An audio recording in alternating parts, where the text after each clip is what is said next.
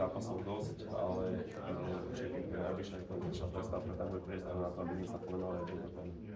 Už ti Mišo Gafarík hovoril, na ktorom poste zhruba páči Topánka, alebo mali ste také predbežné rozhovory?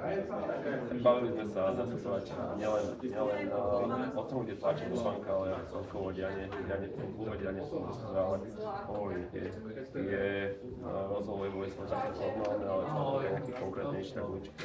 Teraz, keď už som v klube, tak na to bude väčší priestor. Bude jednou z priorít aj podpis Kelvina?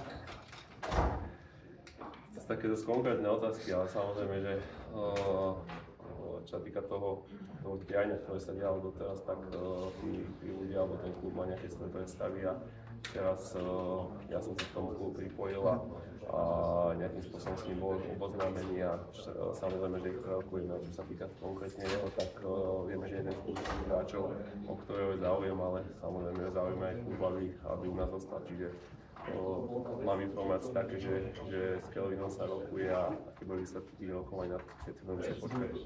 OK, tak možno odľahčím. Už si sa podpichoval s Robom Bištekom v posilke?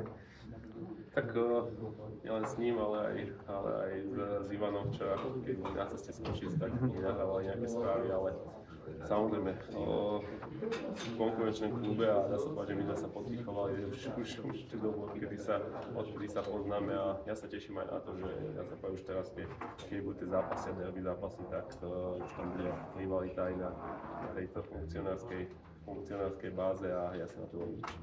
A ešte jedna možno odľahčenejšia otázka. V Trnave boli Valencia, bol Aston Villa v rámci prípadných zápasov letných. Rozmýšľal sa nad Liverpoolom? Rozmýšľame nad Rastočnou momentálne. Nad Rastočnou. Super, ďakujem.